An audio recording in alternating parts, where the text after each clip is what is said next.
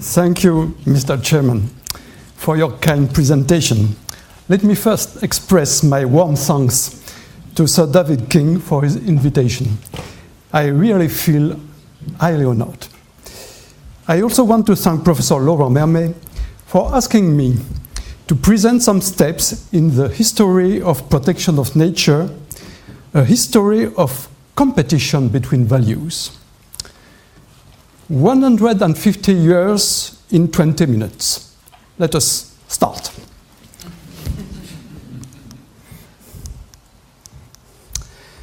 An early decision to protect natural areas for aesthetic, non-utilitarian reasons were taken in France in 1853. Théodore Rousseau and other landscape painters, inspired by the beauty of Fontainebleau forest, obtained from the government, the emperor, the creation of artistic preserves in which foresters should not intervene. On the other side of the Atlantic Ocean, George Perkins Marsh was studying man-nature relationships with a multidisciplinary approach. In 1864, he published a visionary book, Man and Nature, where he dramatically emphasized the hostile influence of man and explained that the Industrial Revolution was transforming the Earth into an unfit home, unable to produce the goods we need. A few years later, in 1872, the first national park in the world, Yellowstone, was established for the enjoyment and education of people. Later, the park played a key role in the protection of the highly endangered American buffalo. Thus, at the end of the 19th century, while a few people as Marsh expressed awareness for the future of life on Earth, aesthetic, moral, and educational reasons already had motivated first political decisions for the preservation of nature. But in 1909, at the first National Conservation Congress in USA, Gifford Pinchot, a forester, proposed a very different view of conservation, which he developed in 1910 in a book entitled The Fight for Conservation. Focusing on natural resources, he tightly linked their conservation to development, with the public good as the supreme target. On the contrary, the activist John Muir was the advocate of the preservation and admiration of wilderness, the magnificent result of God's creation. Clearly, he underlines the value of every animal or plant, prefiguring a key concept today known as the intrinsic value of living beings. Both Pinchot and Muir had good relationships with President Theodore Roosevelt. On one side, Muir defended the creation of national parks, for example, when he visited the Yosemite Park with the president in 1903. On the other side, Pinchot promoted his vision of conservation for the public good and stressed the necessity of governmental control on monopolies in order to maintain an equitable access to natural resources. To preserve wilderness or to conserve useful resources, aesthetic and moral values or utilitarian values. Was reconciliation possible between these two views of man-nature relationships? Let us come back in Europe. The situation was fairly different. Protection of nature was promoted for two complementary reasons. For example, in 1905, at the Congress of the International Literary and Artistic Association, the French activist Raoul de Clermont, totally unknown, proposed a resolution for the creation of national parks in order to save from destruction animals, plants, and minerals. But in 1910, at the following Congress of the same association, the same Raoul de Clermont also advocated for the protection of natural monuments, having artistic, scientific, historic, legendary interest. This was a clear expression of the French cultural tradition, transposing the protection of historical monuments, cathedrals, castles, and so on, to remarkable landscapes. After World War I, in 1923, a first international Congress for the protection of nature was held in Paris and hosted by the museum. The invitation written by Raoul de Clermont emphasized the increasing impact of industry on nature and called for a strong action in order to preserve for the future our natural heritage, notre patrimoine commun. Nevertheless, the aim was the reconciliation of protection with economic development, as illustrated by the final speech of the Congress chairman, Professor Louis Mangin, who said that beyond moral and aesthetic reasons, it was necessary to exploit cautiously natural richness. However, several participants were distrustful towards economic arguments. The ornithologist Witternier, for example, explained that birds have their own jobs in nature, independently of our needs. Thus, they should not be considered for their possible positive role in agriculture.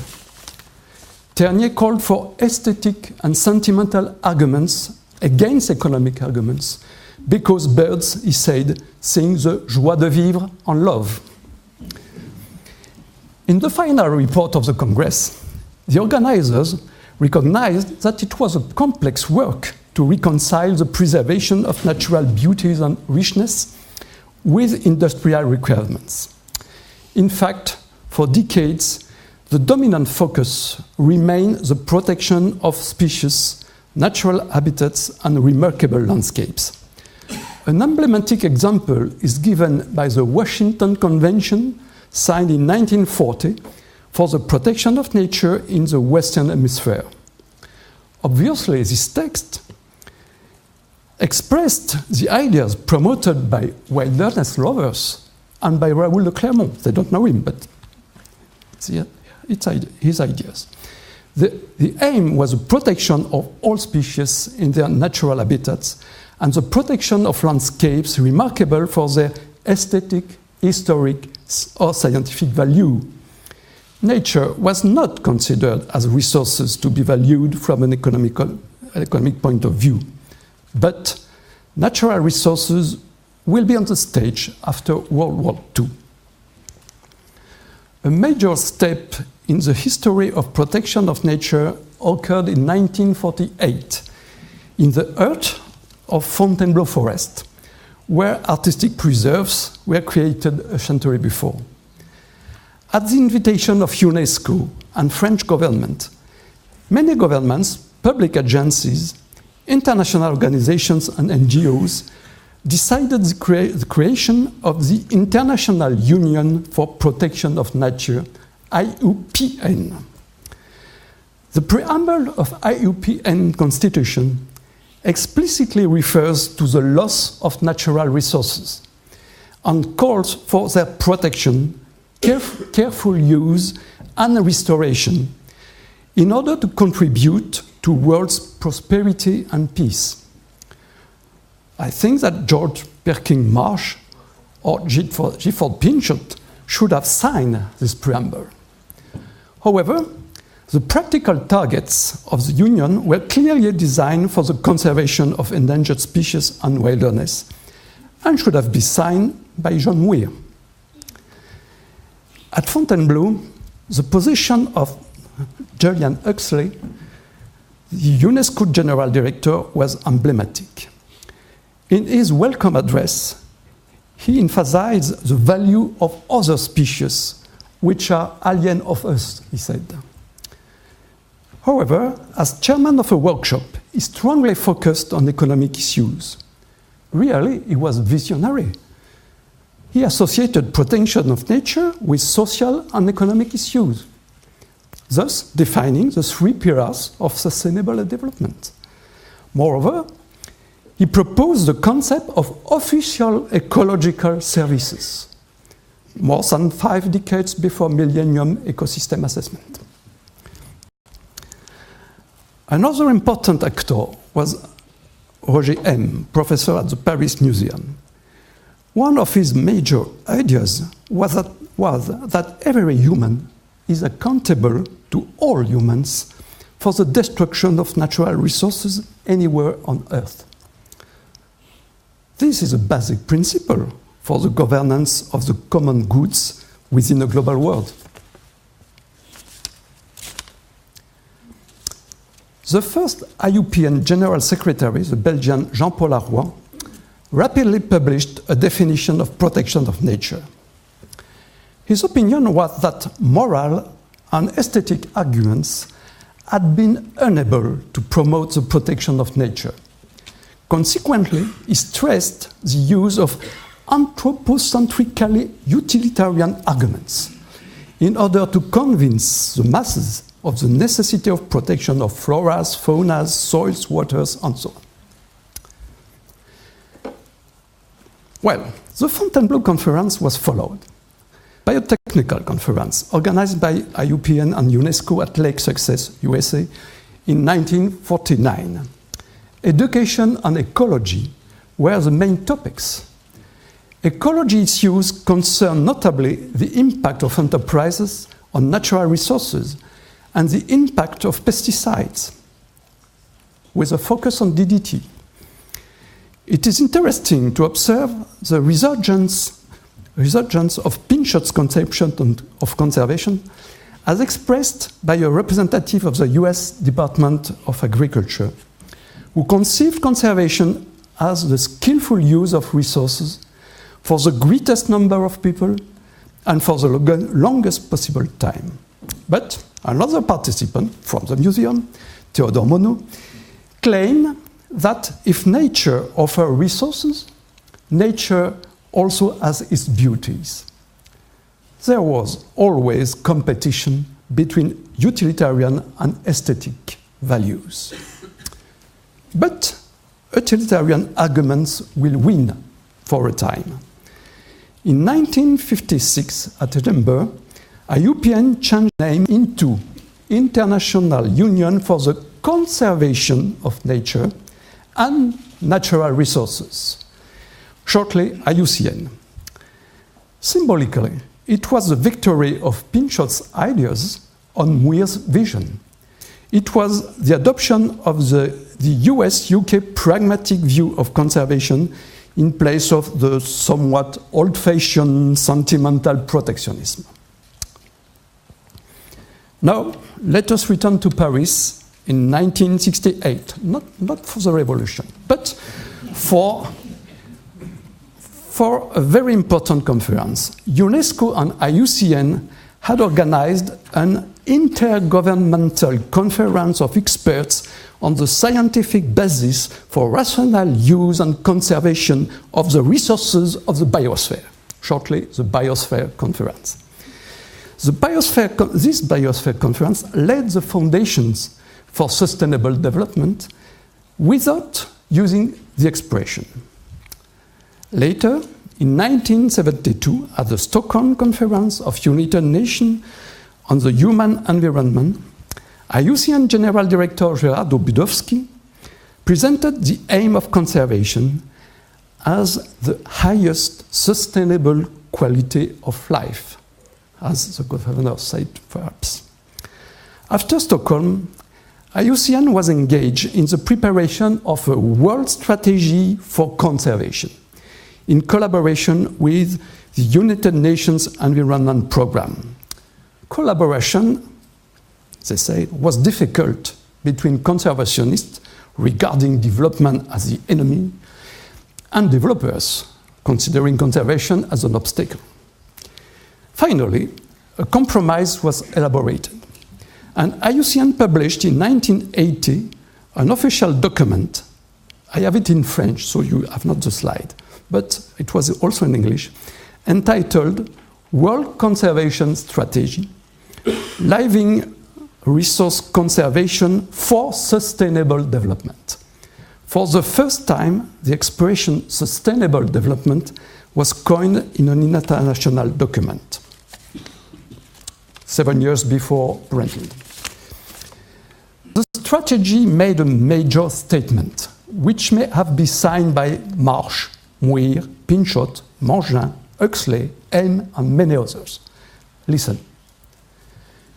Humanity's relationship with the biosphere will continue to deteriorate until a new international economic order is achieved, a new environmental ethic adopted, human populations stabilize, and sustainable modes of development become the rule rather than the exception. 1980, 30 years ago. In 1985, a dramatic event occurred.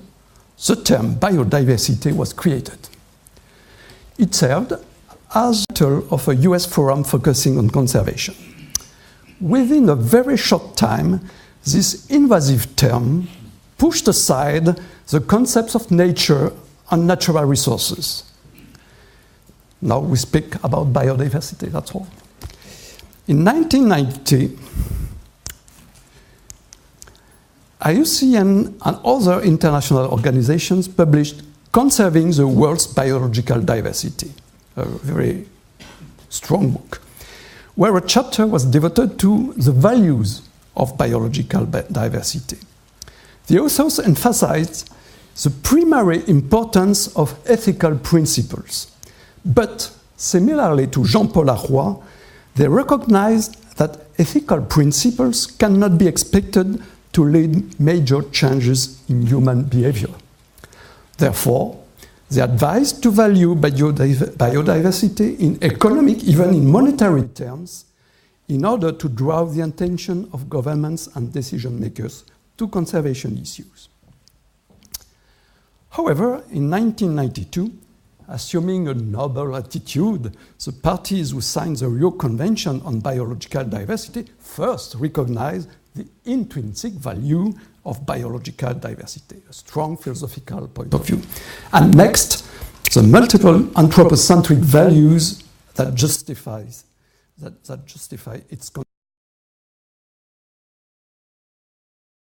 the importance for the whole future of evolution.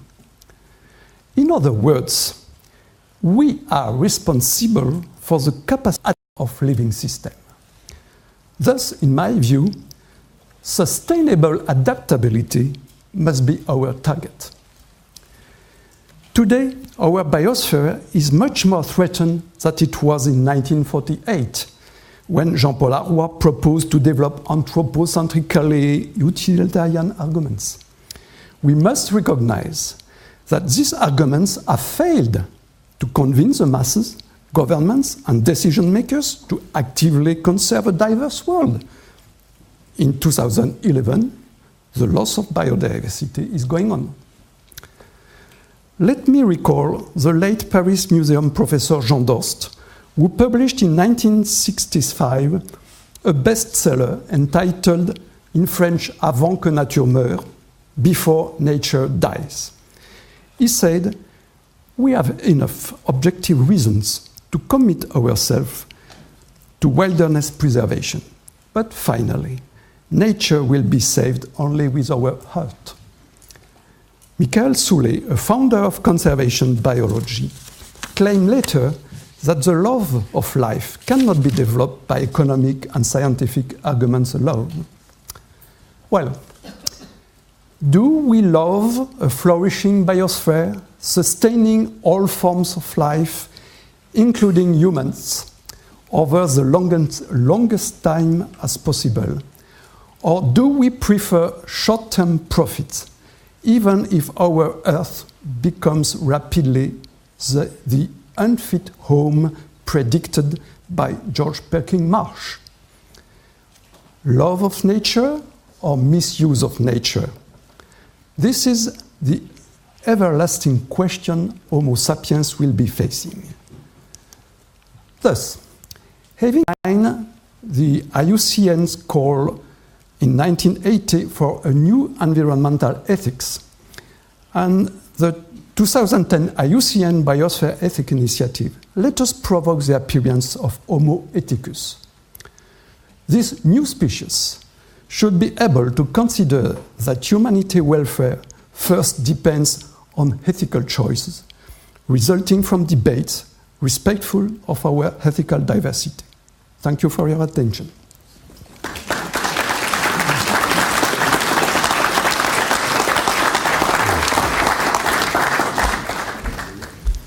I'm going to leave the questions until afterwards.